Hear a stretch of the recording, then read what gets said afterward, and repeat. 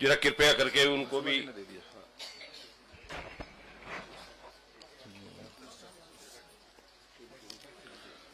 भारत माता की, भारत माता की। राज्य आंदोलनकारी अमर रहें, राज्य आंदोलनकारी अमर रहें, मसूरी के आंदोलनकारी अमर रहें। मसूरी गोलीकांड की 30वीं बरसी के इस स्मरण दिवस पर मंच पर आसीन हमारे भारतीय जनता पार्टी के प्रदेश के अध्यक्ष और राज्यसभा के सांसद आदरणीय महेंद्र भट्ट जी, आप सबके विधायक और उत्तराखंड सरकार में मेरे साथ कैबिनेट में वरिष्ठ सहयोगी आदरणीय गणेश जोशी जी, हमारे बहुत वरिष्ठ नेता और लगातार जिनका हर सामाजिक कार्यों में योगदान होता है, यहाँ के पूर्व विधायक आदरणीय जोत सिंह गुनसोला जी, मंच संचालक श्री मनमोहन सिंह मल जी, ओपी उनियाल जी, अनुज जी, राकेश रावत जी, शहीद स्मारक समिति के अध्यक्ष भगवान सिंह धनाई जी, श्री भगवती सकलानी जी, महामंत्री शहीद स्मारक समिति, श्री देवी गोदयाल जी, माननीय अध्यक्ष उत्तराखंड राज्य आंदोलनकारी मंच, पूरन जुयाल जी, महामंत्री जयप्रकाश उत्तराखंड जी, एवं यहाँ पर उपस्थित हमारी दीदी बर्थवाल जी एवं सभी हमारे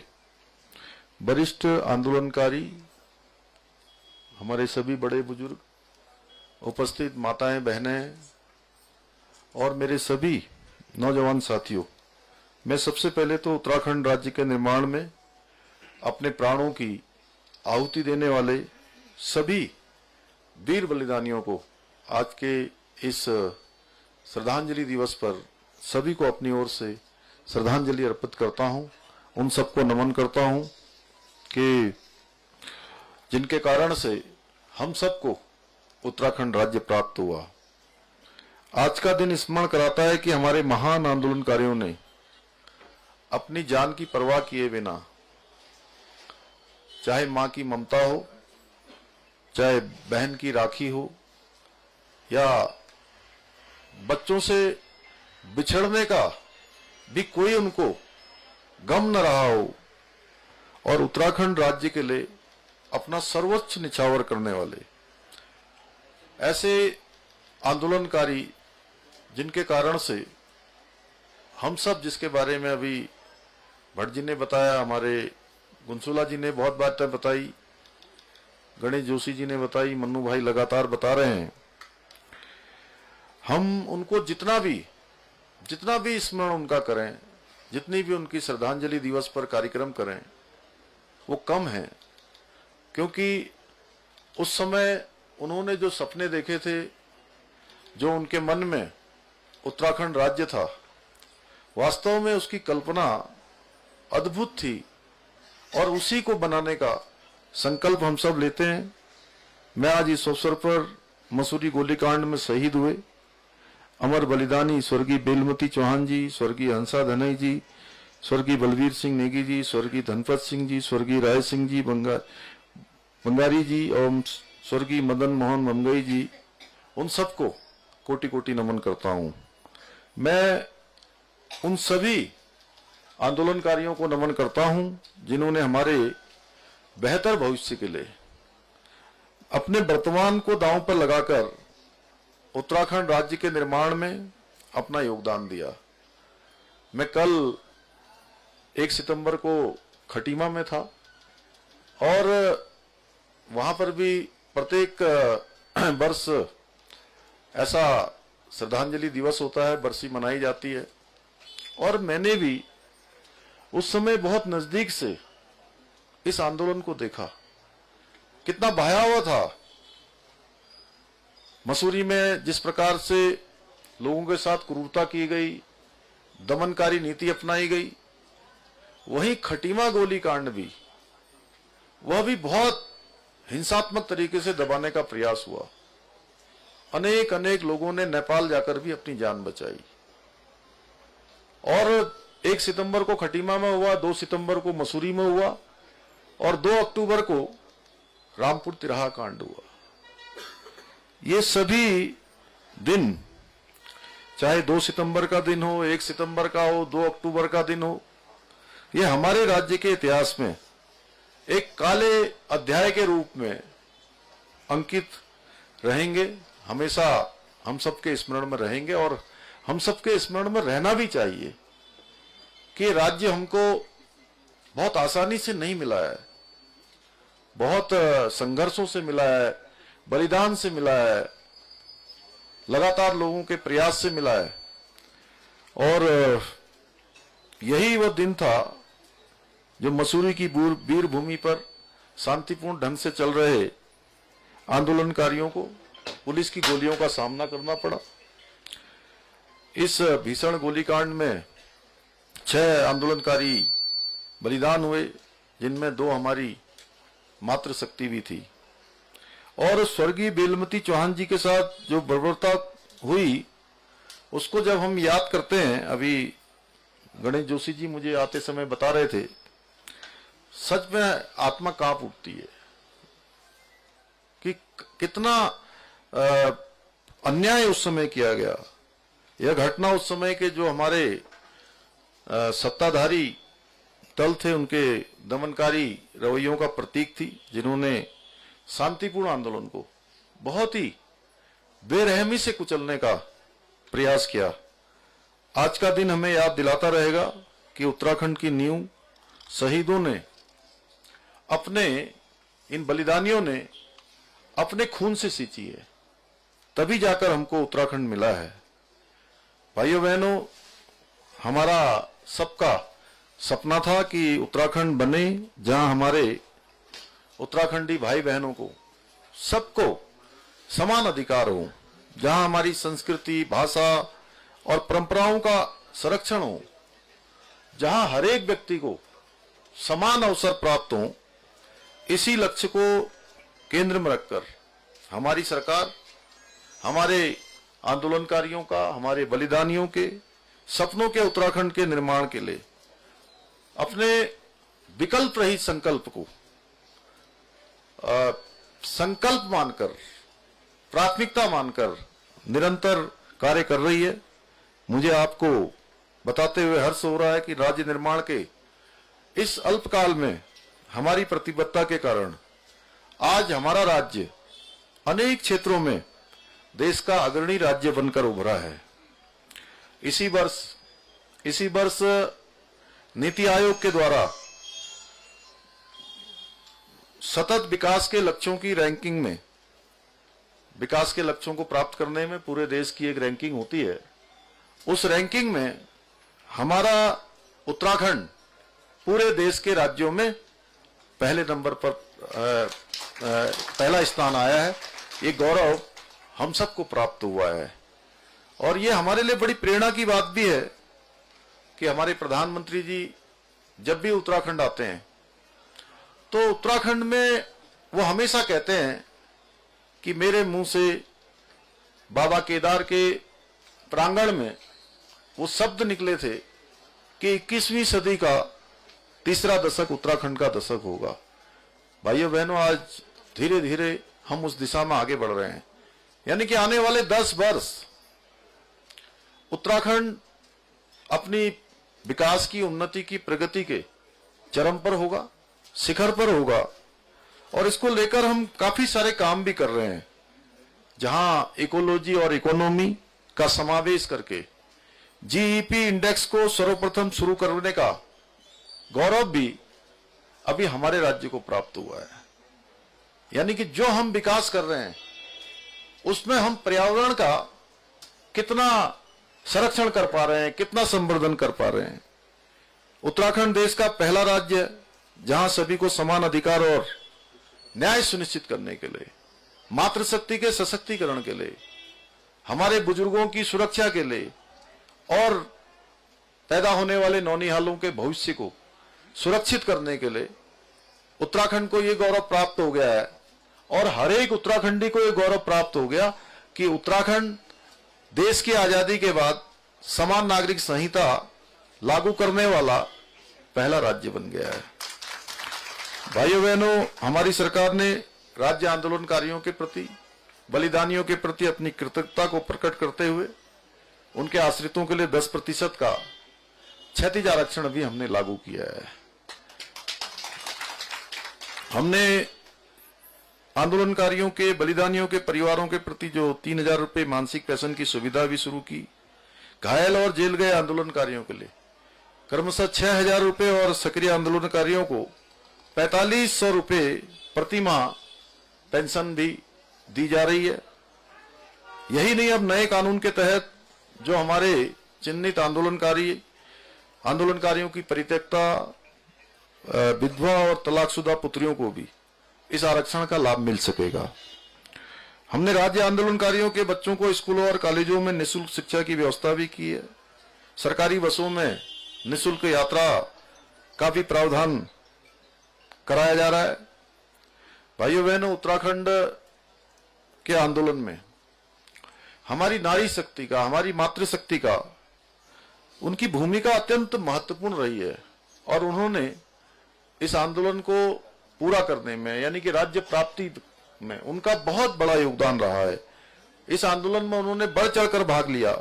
इसी को देखते हुए हमारी सरकार ने नारी शक्ति, मातृशक्ति को नमन करते हुए महिलाओं के लिए विधानसभा के अंदर विधेयक लाकर 30% का क्षैतिज आरक्षण लागू करने का भी ऐतिहासिक निर्णय लिया है। इसके साथ ही हमने युवाओं के भविष्य की रक्षा और परीक्षाओं में पारदर्शिता लाने के लिए सख्त नकल विरोधी कानून लागू किया है और इसके लागू होने के बाद 16,000 से भी ज्यादा नियुक्तियां हमारे प्रदेश के अंदर हो गई हैं अभी पिछले 3 सालों में, और सारी नकल विहीन हुई है, पारदर्शिता के आधार पर हुई है। और मुझे आप सबको बताते हुए खुशी हो रही है कि मैं पिछले 4-5 दिनों में राज्य के 4-5 जनपदों में गया। सबसे पहले दिन में, जिस दिन पीसीएस परीक्षा का 2022 का अंतिम परिणाम और 24 का प्रारंभिक परीक्षा का परिणाम आया, मुझे खुशी हुई। मैं थौलदार में था, नागराजा भगवान के वहां प्राण प्रतिष्ठा का कार्यक्रम था और वहां पर मुझे, कुकरेती जी आ जाओ, तो वहां पर मुझे कुछ जो प्रतिभागी बच्चे हमारे, जिनका परीक्षाओं में चयन हुआ था, उनके माता पिता मिले और धन्यवाद देने लगे। मुझे खुशी हुई कि टिहरी जनपद से भी अनेक बच्चे इस परीक्षा में, कोई तहसीलदार बना है, कोई एसडीएम बना है। और फिर मैं अगले दिन चंपावत गया। तो चंपावत में मुझे, चंपावत के लोग तो मिले ही, वहां के भी 7-8 बच्चे उसमें उनका सिलेक्शन हुआ और पिथौरागढ़ में 10 से ज्यादा का सिलेक्शन हुआ। देहरादून में अनेक बच्चे हैं जो मिल रहे हैं। तो अभी सभी जनपदों से आ रहा है। अभी हम लोग रास्ते में बात करते हुए आ रहे थे, महेंद्र भट्ट जी, हम गणेश जोशी जी। तो इस बार का जो पीसीएस का रिजल्ट आया है, उसमें उत्तराखंड के हमारे बच्चों को अधिकाधिक स्थान प्राप्त हुआ है, जो आज तक कभी नहीं हुआ था। मुझे खुशी हो रही है कि जिस प्रकार का परीक्षाओं का व्यवस्थित तरीके से परीक्षाएं हुई हैं और हमारे राज्य के प्रतिभागियों को मौका मिल रहा है। इससे पहले भी परीक्षाएं होती थी। आपने देखा होगा कि बहुत सारे माता पिता जो बहुत गरीबी की अवस्था में रहते हैं, परिवार चलाना भी जिनका मुश्किल होता है, लेकिन बेटे और बेटियों को पढ़ाने के लिए नंबर नहीं आता था, क्योंकि नंबर उनका आ जाता था जो नकल माफियाओं के साथ साठगांठ करते थे भाइयों बहनों। और ये नकल माफियाओं का ये अपराध जैसे हमारे सामने आया, मैंने तय किया किसी भी कीमत पर मैं अपने भाई बहनों के साथ, अपने युवाओं के साथ, अब उनके भविष्य के साथ खिलवाड़ नहीं होने देंगे हम। और हमने इस पर कार्रवाई शुरू करी। कार्रवाई शुरू करने पर 100 से भी ज्यादा नकल माफियाओं को जेल की सलाखों के पीछे भेजने का काम हुआ। इतना ही नहीं, उसके बाद हमने कहा कि ये जो ये बीमारी है ये जड़ से समाप्त होनी चाहिए, इसका पूरा उपचार होना चाहिए। और हम नकल का सख्त कानून लेकर आए, देश भर का सबसे सख्त नकल का कानून लेकर आए, जिसमें हमने उम्र कैद तक की सजा का प्रावधान किया और सारी संपत्ति जब्त करने का प्रावधान किया। उसी का परिणाम हुआ कि सारी परीक्षाएं आज पारदर्शिता से हो रही हैं, निष्पक्ष तरीके से हो रही हैं, और हमारे युवाओं का भी आज मनोबल भी बढ़ रहा है, उनके माता पिता का भी बढ़ रहा है। मैं जब किसी भी क्षेत्र में जाता हूं तो वहां माता पिता मिल जाते हैं उनके, और मिलकर जब सरकार का धन्यवाद देते हैं तो मैं कहता हूं उनसे कि ये धन्यवाद आप सरकार को मत दीजिए, आप ये धन्यवाद दीजिए उत्तराखंड की देवतुल्य जनता को, जिसने 24 सालों के इतिहास में, 22 सालों के इतिहास में यहां की परिपाटी बदली, यहां का मिथक तोड़ा और हमको सेवा करने का अवसर प्रदान किया। उन्हीं के कारण से हम ये सब अध्यादेश बना पा रहे हैं, ये सब कानून ला पा रहे हैं। भाइयों बहनों, हमने देवभूमि की पवित्रता और संस्कृति को कायम रखने व जबरन धर्मांतरण को रोकने के लिए भी सख्त कानून लागू किया है। साथ ही प्रदेश के अंदर शांति रहे, कानून व्यवस्था कोई अपने हाथ में न ले, इसके लिए कड़ा दंगारोधी कानून भी लागू किया है, जिसमें दंगाइयों के खिलाफ आपने देखा होगा इसी वर्ष 8 फरवरी 2024 को हल्द्वानी के बनभुलपुरा क्षेत्र में कुछ लोगों ने उपद्रव करने का प्रयास किया। वहां महिला पुलिस कर्मियों के साथ जान से मारने का प्रयास किया, प्रशासन के लोगों के साथ मारपीट करी, सरकारी संपत्ति को नुकसान पहुंचाया। भविष्य में ऐसी घटनाएं उत्तराखंड के अंदर न हो। उत्तराखंड हमारा शांत प्रदेश है, हम सब लोग एक दूसरे के साथ बहुत प्रेम पूर्वक तरीके से रहते हैं। अनावश्यक रूप से किसी को कोई व्यवधान नहीं चाहिए होता है यहां पर। इसलिए आप कोई दंगा न करे, कोई तोड़फोड़ न करे, सरकारी संपत्ति, निजी संपत्ति को नुकसान न पहुंचाए। इसलिए इस बार के गैरसैंण के विधानसभा के सत्र में यह विधेयक भी हमने पारित कर दिया, दंगारोधी कानून बना दिया है। अब कोई भी मारपीट करेगा, तोड़फोड़ करेगा, संपत्ति को नुकसान पहुंचाएगा, उसकी भरपाई उसी दंगा करने वाले से वसूल है। शिक्षा के क्षेत्र में, पर्यटन के क्षेत्र में, स्वास्थ्य के क्षेत्र में बुनियादी ढांचे को मजबूत करने के साथ साथ विभिन्न जो हमारी कल्याणकारी योजनाएं हैं उनके माध्यम से प्रदेश के प्रत्येक नागरिक का सर्वांगीण विकास सुनिश्चित करने का भी हम प्रयास कर रहे हैं। प्रदेश में औद्योगिकरण, पर्यटन और कृषि के क्षेत्र में विकास कर रोजगार सृजन और आर्थिक प्रगति को गति प्रदान की जा रही है। हम पहाड़ों से पलायन रोकने के लिए भी अनेक योजनाओं के माध्यम से रोजगार और स्वरोजगार के साधनों को बढ़ावा देने के लिए कार्य कर रहे हैं। भाइयों बहनों, उत्तराखंड राज्य हमारे बलिदानियों की तपस्या और बलिदान का प्रतिफल है, और आज हम सबको संकल्प लेना है कि हम उनके सपनों को साकार करने के लिए अपना सर्वस्व अर्पित करेंगे। अभी घनसोला जी ने, गणेश जोशी जी ने, मनमोहन मल्ल जी ने और आप सब लोगों ने बहुत सारे मुझे बहुत सारे आवेदन भी दिए हैं, एप्लीकेशन दी है, बहुत सारे पत्र दिए हैं। मैं उनको अपने साथ लेकर जा रहा हूं। और पिछली बार मैंने कुछ यहाँ पर घोषणाएं करी थी, जैसा कि बरसात हो जाती है कई बार, तो आप ही लोगों में से आया था कि भाई यहाँ पर उसका सेट बनना चाहिए, लेकिन फिर बीच में सहमति नहीं बन पाई कि ये भी जरूरी है कि ये स्वरूप जो है ये स्वरूप खराब नहीं होना चाहिए, लेकिन उसको नए तरीके से जैसा भी आप सबका सुझाव होगा उसको बनाया जाएगा। गढ़वाल सभा के लिए आपने जो बात करी है उसको भी हम लोग आगे बढ़ाएंगे।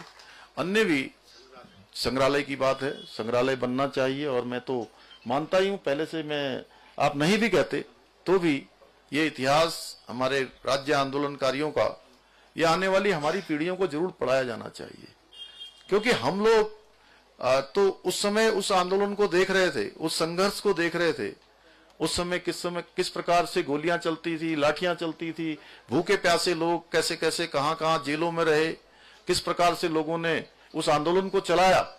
लेकिन आने वाली पीढ़ी भी इसको अपने स्मरण में रखे, इसलिए ये संग्रहालय जरूरी है। ये संग्रहालय बनेगा और हाँ, वो स्थान जहां भी है आप लोग स्थान स्वयं ढूंढ लेंगे। अन्य भी जो काम होने हैं यहाँ पर जरूर होंगे। मैं आज के अवसर पर आप सबका धन्यवाद करते हुए और हमारे बलिदानियों को, आंदोलनकारियों को, सबको जिन्होंने उत्तराखंड राज्य के लिए अपना सर्वस्व अर्पण किया, उन सबको श्रद्धांजलि देते हुए और ये संकल्प लेते हुए कि हम उन बलिदानियों के सपनों के अनुरूप अपने उत्तराखंड को बनाने का हर संभव प्रयास करेंगे, अपनी प्राथमिकता में रखेंगे, संकल्पबद्ध होकर उसको बढ़ाएंगे। इसी आशा और विश्वास के साथ मैं आप सबका धन्यवाद करता हूं और अपनी बात को समाप्त करता हूं। जय हिंद, जय भारत, जय उत्तराखंड।